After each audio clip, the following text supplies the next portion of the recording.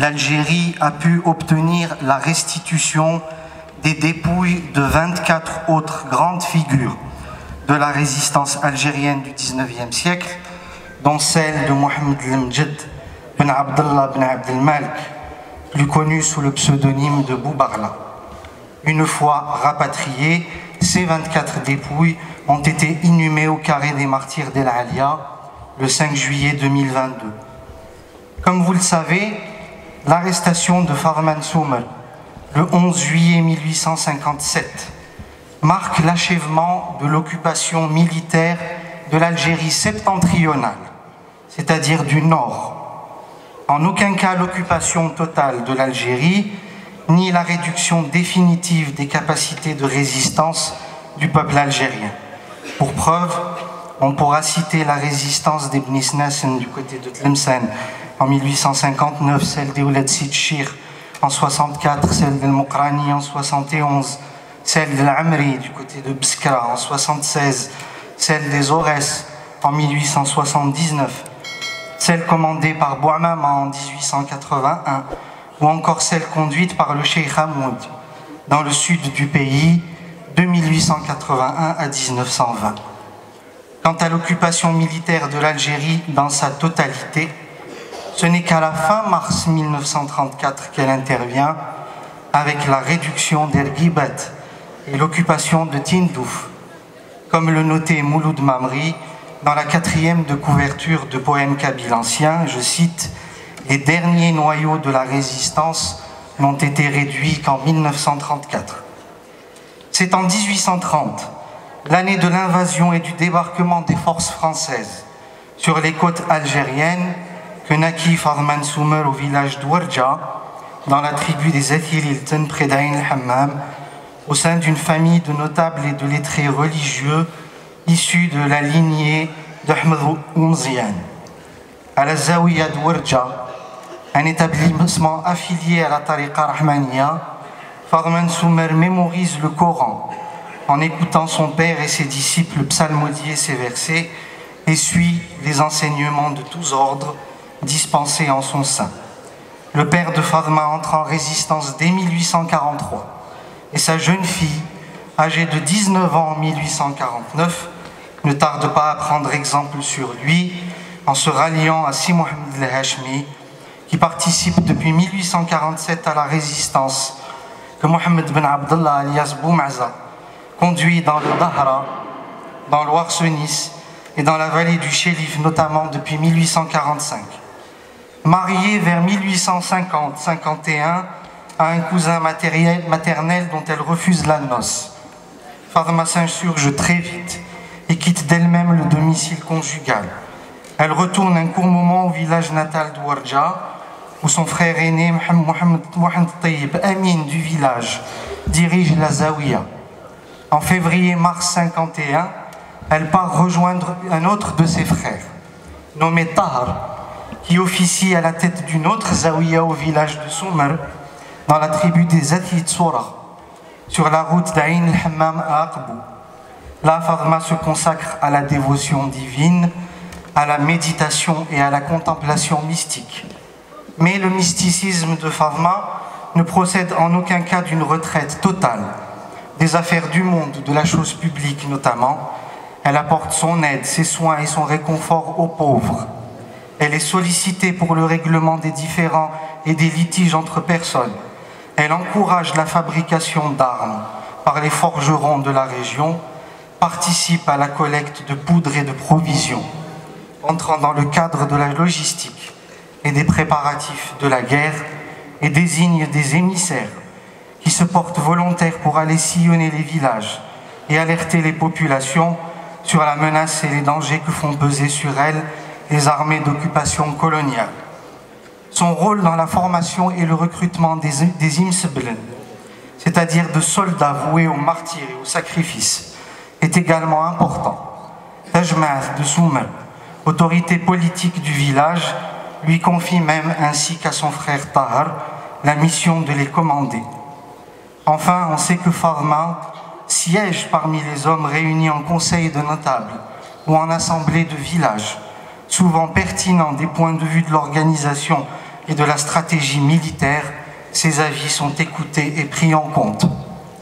C'est au village de Soumer qu'a lieu la première rencontre entre Fadma et Boubarla, cet ancien officier dans l'armée de l'émir, dont la lutte prend fin en décembre 1947, fait son apparition vers 1849 en Kabylie, où il prend part à la résistance, tout comme d'autres figures de commandement qui apparaissent ou se consolident, se renforcent à la même période.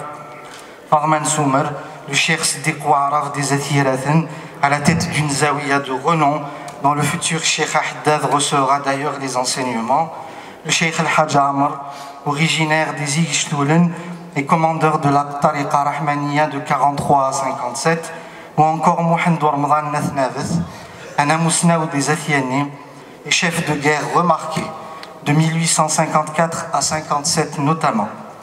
L'archétype guerrier de Boubarla est à inscrire dans cette tradition des Moul Sa'a, ou maîtres de l'heure. Vers la fin de la guerre de résistance conduite par l'émir, des personnages que nous connaissons mieux sous leur pseudonyme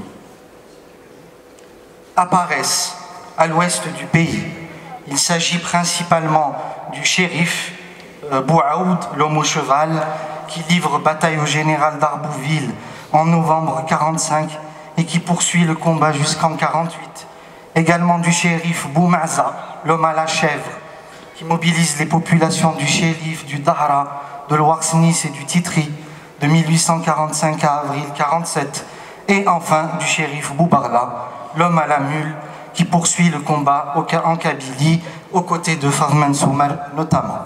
Donc Bouaoud, Boumaza et Boubarla ont en commun de promouvoir une forme inédite de discours de mobilisation, un discours qui tient du mahdisme, c'est-à-dire d'un message millénariste ou messianique, qui proclame dans le but de raviver la flamme de la résistance l'imminence de la fin des temps.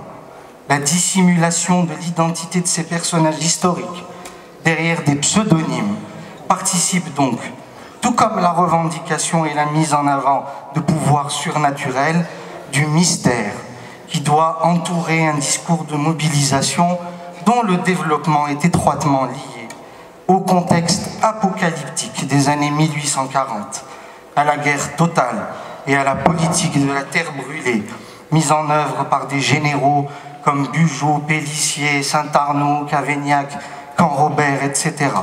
Le point d'orgue de cette tragédie en aura été l'ultra-violence de la destruction systématique des villages et des récoltes, le massacre dans leur sommeil des Athwar Zdin, dans le massif de Sidi Ali Bounab, du côté de Tadlait, dans la nuit du 16 au 17 mai 1944, l'extermination par asphyxie des Oulad Riyah, dans la nuit du 19 au 20 juin 1945, dans le Dahra, du côté de Mstranam, le massacre des habitants de l'oasis de Zaacha, à l'est du pays, du côté de Biskra, le 26 novembre 1849.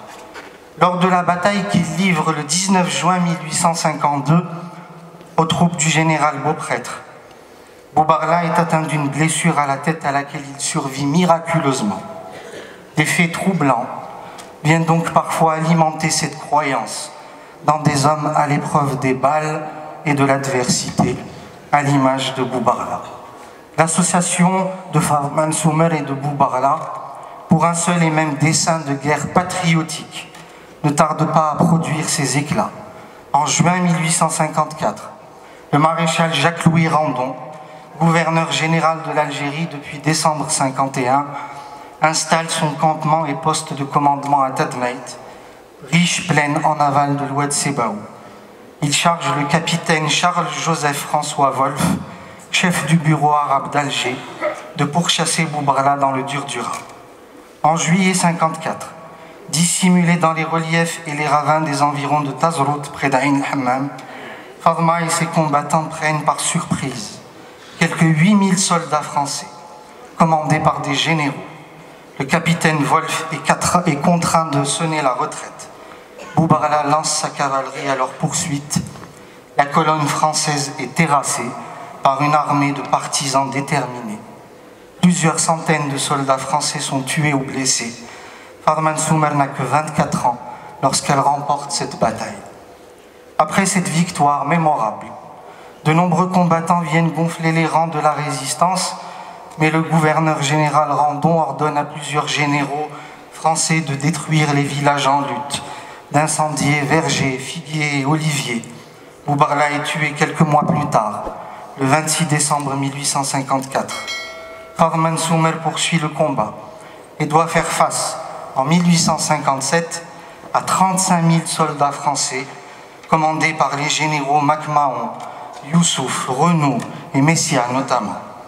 Le 24 juin 1957, elle se porte à l'assaut de Fort Napoléon, à la tête de 5000 hommes, dont 1 millier d'Imsblen et plusieurs centaines de femmes, comme le signalait le professeur Zridi, avant d'être défaite sur le plateau. Oui, je termine. D'Imsharvan, avant d'être défaite sur le plateau d'Imsharvan. Replié au village de Takhlisht, près de Tirorda, Fadman Soumer est arrêté dans la nuit du 10 au 11 juillet 1957 par le général Joseph Vantini Di Youssouf en compagnie de son frère Tahar et de 200 autres combattants. Elle est alors âgée de 27 ans. Sitôt arrêtée, Youssouf se charge de la conduire et de la remettre au maréchal Randon, stationné au campement militaire de Temsguida, tandis que les tribus sont frappées d'une amende de guerre de 2 millions de francs.